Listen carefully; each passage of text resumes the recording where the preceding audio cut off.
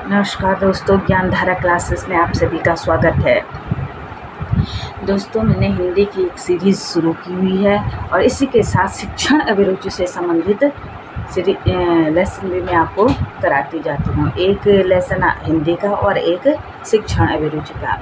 अभी हिंदी का चल रहा है, तो दोस्तों जिसको ये वीडियो पसंद आती हैं तो लाइक ज़रूर करें, शेयर करें और लाइक और शेयर के साथ साथ ज़रूर दोस्तों और सब्सक्राइब करें और अपने दोस्तों को भी शेयर करें और सब्सक्राइब करने के लिए कहें चैनल को। मैं बहुत मेहनत से आपके लिए ये वीडियो बनाती हूँ, तो प्लीज़ मेरे चैनल को लाइक करें, शेयर ज़्यादा से ज़्यादा दोस्तों में शेयर करें और चैनल को ज़रूर सब्सक्राइब करें। तो चलो दोस्तों शुरू करते हैं आज की वीडियो।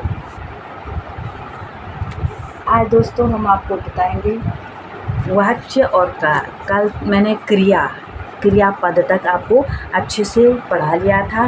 जिन्होंने इससे पहले की वीडियो नहीं देखी है वो पहले उसको देख लें और तभी आगे की वीडियो पर आगे बढ़ें, क्योंकि मैंने आपको पहले भी बताया हुआ है कि एक लेसन दूसरे से संबंधित होता है। तो जो पहले आप पहले का नहीं देखोगे, पहले का नहीं पढ़ोगे इससे पहले के लेसन, तो दूसरा आपकी समझ में मुश्किल से आएगा। इसलिए इससे पहले की वीडियो देख लें और तभी आगे बढ़ें। तो चलो दोस्तों शुरू करते हैं आज की क्लास। आज हम पढ़ेंगे वाच्य व काल। पहले वाच्य और काल। वाच्य क्या होता है? वाच्य क्रिया का वाच्य शब्द वाच्य क्रिया का रूपांतरण है, जिसके द्वारा यह पता चलता है कि वाक्य में कर्ता, कर्म या भाव की किसकी प्रधानता है। जो वाक्य बनाए जाते हैं उसमें कहना रूपांतरण का मतलब होता है क्रिया का ही एक अवतरित रूप है, मतलब क्रिया का ही एक भाग है वाच्य, जिसके द्वारा हमें यह पता चलता है कि वाक्य में प्रधानता, जब हम जो वाक्य बनाते हैं उसमें प्रधानता किसकी है, कर्ता की है, कर्म की है या क्रिया की है, भाव की है, किसकी प्रधानता है, यो हमें वाच्य के द्वारा पता चलता है। कैसे? देखो, जैसे बालक पत्र लिखता है, वाक्य है, एक वाक्य बना हुआ है। राम खाना खाता है, एक वाक्य बना हुआ है। तो इस वाक्य में अगर पूछा जाए क्वेश्चन में कि इस वाक्य में प्रधानता किसकी है, और ऑप्शन दिया होगा कर्ता, कर्म, भाव, क्रिया, 4 ऑप्शन। तो आप क्या लिखोगे? तो किसने लिखा पत्र? बालक ने। अगर बालक न होता तो पत्र तो कोई लिखता ही नहीं। क्या लिखा? पत्र। किसने लिखा? बालक ने। तो मेन प्रधानता किसकी हो गई? बालक की। तो यो वाक्य बना है, यो है कर्ता कारक कर्तरीवाच्य, मतलब कर्ता की प्रधानता है। कार्य को करने वाला कौन है? कर्ता। तो इसको कर्तरीवाच्य कहेंगे। अब आगे मैं वाक्य के भेद बताऊंगी, तो कर्तरीवाच्य और कर्मवाच्य में आपको फर्क बता दूंगी। तो वाच्य के 3 भेद होते हैं। वाच्य के कितने भेद होते हैं? 3। कर्तरीवाच्य, कर्मवाच्य और भाववाच्य।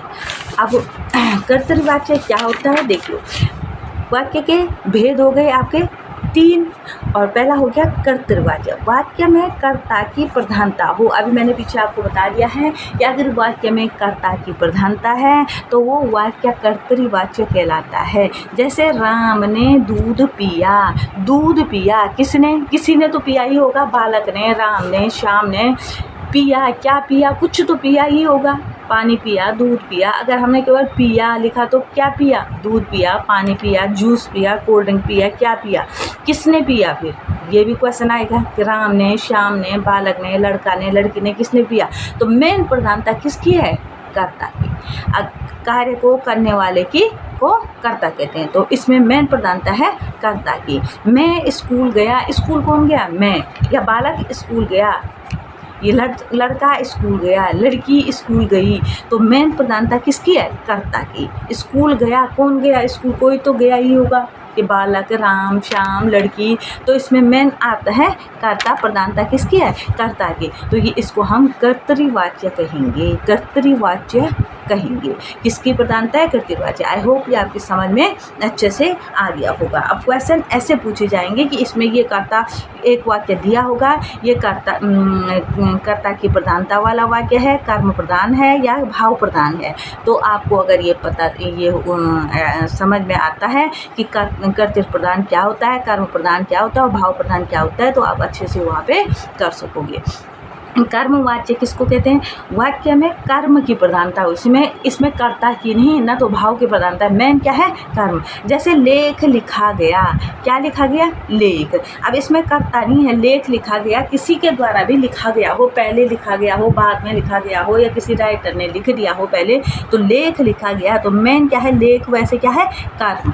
लेख कर्म है, कर्ता नहीं है यहाँ पे। कोई लिखने वाला तो कर्ता होगा, और लिखा क्या है उसने? लेख, तो उसको कहते हैं कर्म। कर्ता ने कर्म को, लेख को लिखा, तो ये वाक्य हो जाएगा कर्म प्रधान। गीत गाया गया, गीत, कर्ता ने कर्म को, गीत को गाया गया, तो किसी ने गाया है। जैसे राम ने गीत गाया, तो राम तो कर्ता हो गया और गीत क्या हो गया? कर्म हो गया। तो यहाँ पे राम तो नहीं आया है, केवल क्या आया है? कर्ता को नहीं दिया होता है, कर्ता दिया ही नहीं होता, कर्म दिया होगा और सीधे क्रिया होगी, तो वो हो जाएगा कर्मवाच्य, वो हो जाएगा कर्मवाच्य। कर्ता का यहाँ पे लोप होता है, कर्ता दिया नहीं होता है, तो यहाँ पे सीधे कर्म दिया होगा, और गाया गया मतलब क्रिया हुई है कुछ, तो ये जो कर्म प्रधान वाक्य हो जाएगा, इसको बोलेंगे कर्म प्रधान वाक्य हो जाएगा।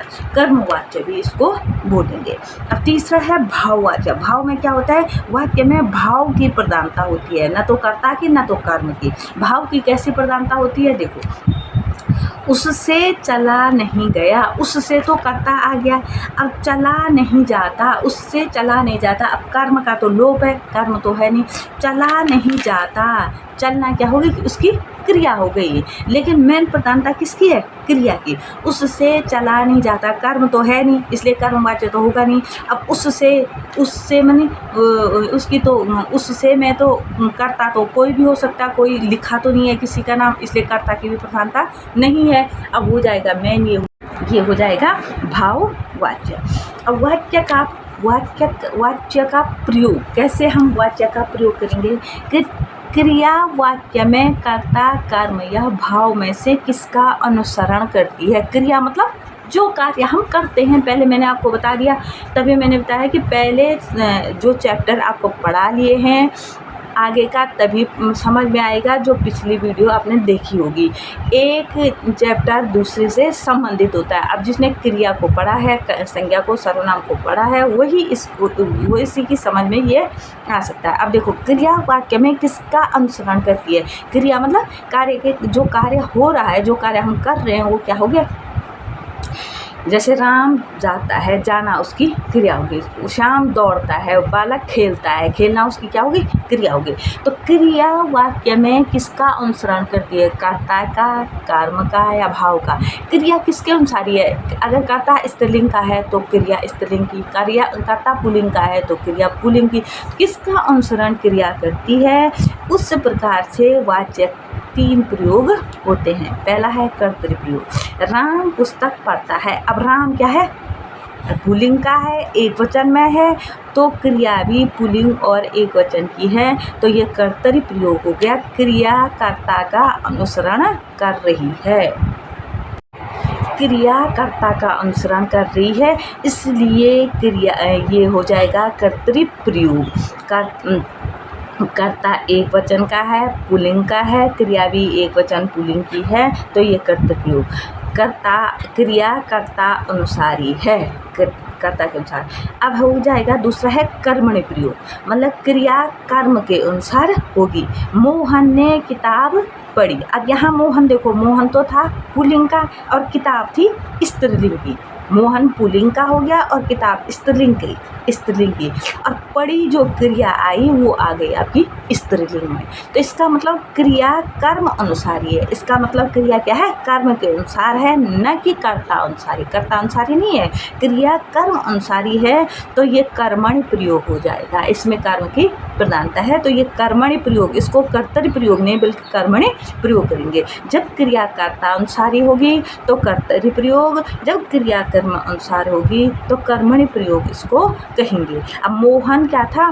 पुल्लिंग में था, इसमें कर्म क्या है? स्त्रीलिंग की किताब, और पढ़ी जो क्रिया हुई वो कर्म अनुसारी हुई। अगला है भावे प्रयोग। भावे प्रयोग कैसे? जब क्रिया सदैव पुल्लिंग एक वचन में हो, क्रिया न तो कर्म का अनुसरण कर रही है और न तो कर्म का, न तो कर्ता का।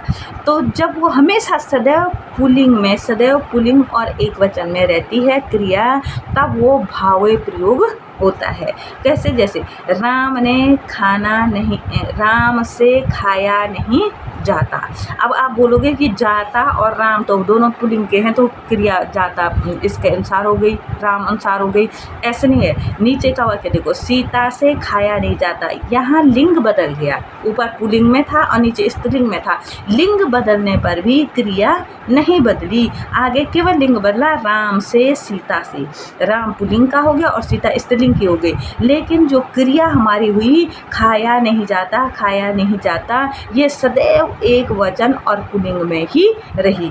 जब क्रिया सदैव एक वचन और पुल्लिंग में रहती है तो तब वो भावे प्रयोग होता है। इस प्रकार से आपने जैसे एक राम से खाया नहीं जाता, अब ये आप बोलोगे कि राम कर्ता कारक है, तो कर्ता और पुल्लिंग का है तो क्रिया भी पुल्लिंग की हुई, इसलिए आपने इसको कर्ता अनुसार ही लिख दिया। लेकिन इसके बाद आप दूसरा सेंटेंस साथ ही बना देना कि सीता से खाया नहीं जाता। अगर सेम हो रहा है तो ये भावे प्रयोग हो गया। अब देखो, राम पुस्तक पढ़ता है, यहाँ पे क्रिया क्या हो गई? कर्ता अनुसार हो गई। अगर हमने यहाँ पे लिखा सीता पुस्तक पढ़ती है, तो यहाँ पे क्रिया क्या हो जाएगी? बदल जाएगी। तो आपको इसमें और इसमें भावे प्रयोग में अंतर मालूम हो जाएगा। साथ में एक सेंटेंस खुद से बना लो और फिर बना करके उसका आंसर जैसा मिलता है फिर आपको आंसर मिल जाएगा। इतना आसानी से ये आप इसका लिंग बदलने पर क्रिया बदल जाती है, लिंग के बदलने पर, वचन बदलने पर क्रिया बदल जाती है, तो ये तब वो हो जाएगा कर्तव्य प्रयोग, और अगर नहीं बदलती है तो वो हो जाएगा भावे प्रयोग। आई होप कि आपको अच्छे से समझ में आ गया होगा। अब नेक्स्ट चैप्टर पे चलते हैं। काल। क्रिया के जिस रूप से, काल का मतलब होता है समय का। क्रिया के जिस रूप से कार्य व्यापार के समय व उसकी पूर्णता व अपूर्णता का बोध हो उसे काल कहते हैं। क्रिया के जिस रूप से, अब क्रिया मैंने आपको अच्छे से समझा दी थी, अगर जिसने वो वीडियो नहीं देखी है पहले उसको देख ले। ये मैं बार बार बोलती हूँ तभी आपको समझ में आएगा।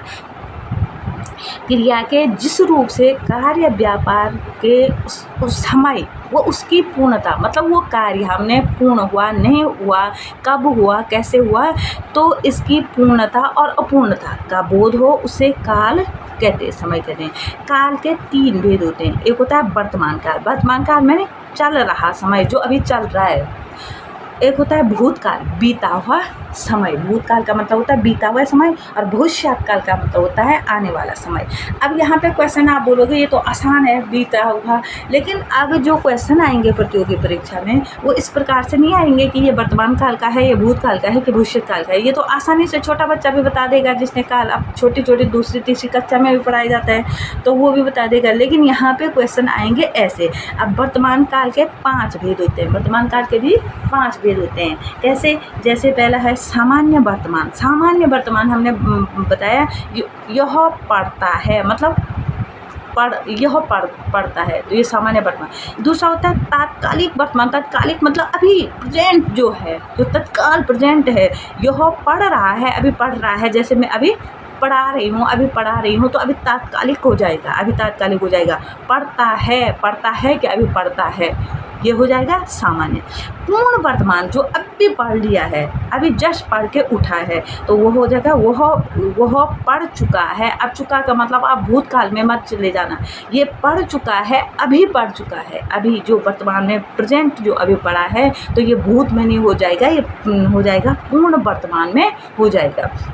संदिग्ध वर्तमान, वह पढ़ता होगा। हम कहीं इधर उधर चले गए और बालक को बैठा दिया पढ़ने के लिए, तो पूछने पर बता दिया कि वह पढ़ता होगा। अब क्या है? संदिग्ध है। आपने बोल तो दिया था बच्चे को कि पढ़ लो, लेकिन वो पढ़ रहा है नहीं पढ़ रहा है, वो संदिग्ध है, तो वो संदिग्ध वर्तमान हो जाएगा। अगला है साम्य वर्तमान। वह पढ़ता हो, संभव हो पढ़ता हो कि नहीं भी पढ़ सकता है, बोला तो है नहीं, अब वो शायद पढ़ता हो क्या, वो साम्य वर्तमान। अब इस प्रकार से क्वेश्चन आ जाएंगे कि ये वर्तमान काल में कौन से वर्तमान में होता है, सामान्य है, तात्कालिक है, पूर्ण है, संदिग्ध है या साम्य है। ऐसे एक सेंटेंस दिया होगा और उसमें पूछा गया होगा, तो वहाँ पे आप तो इसका अंतर मालूम कर सकेंगे कि यह सामान्य वर्तमान है, तात्कालिक माने प्रेजेंट जो अभी हो रहा है, यह पढ़ रहा है, अभी पूर्ण पढ़ चुका है, अभी पढ़ चुका है। और संदिग्ध वर्तमान वह पढ़ चुका है। मैं अगर ऑप्शन में भूतकाल आया होगा तो भूत लिखेंगे, लेकिन पूर्ण वर्तमान आया होगा तो वहाँ पे आप बोलोगे कि यहाँ पे ऑप्शन तो भूत दिया ही नहीं है, ये तो भूतकाल का वाक्य था,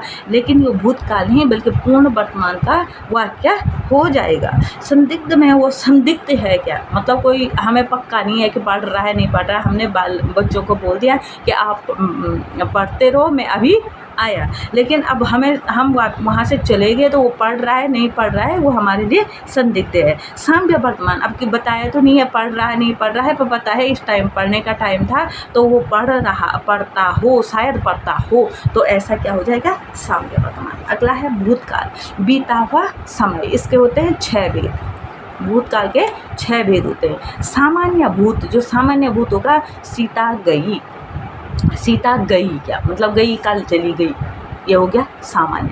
आसनभूत, सीता गई है, अब पक्का है कि सीता गई है, कल चली गई या परसों चली गई, सीता गई है, कहीं ना कहीं गई है, ये हो जाएगा आसनभूत। अब पूर्णभूत, सीता गई थी, सीता गई थी, परसों चली गई थी, पक्का हो गया, सीता गई थी, पूर्ण भूत हो गया।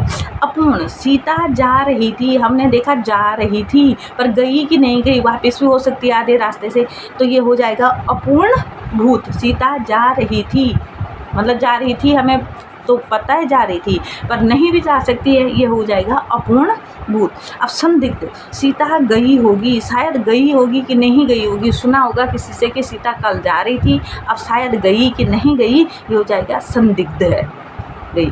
अब हेतु मदभूत, अब ये सबसे ज़्यादा क्वेश्चन में पूछा जाते हैं, हेतु मदभूत। आजकल की प्रतियोगी परीक्षाओं में ज़्यादातर आता है, या तो संदिग्ध आएगा और या तो हेतु मदभूत आ जाएगा। ये भविष्य काल में भी है और भूतकाल में भी है, तो इस प्रकार के क्वेश्चन आ जाएंगे। तो हेतु मदभूत का मतलब हो जाएगा सीता जाती, मतलब सीता जाती पर जाते जाते क्या हो गई, रुक गई, मतलब क्रिया होते होते रुक गई। सीता जाती पर उसके पास क्या नहीं थे, पैसे नहीं थे, जाती पर पैसे नहीं थे, मतलब हमें ये पता है जाती पर गई नहीं होगी या गई होगी, ये पक्का नहीं है। क्रिया होते होते रुक गई, अधूरा छूट गया सेंटेंस, जहाँ पे सेंटेंस अधूरा छूट गया वो हो जाएगा हेतु मदभूत।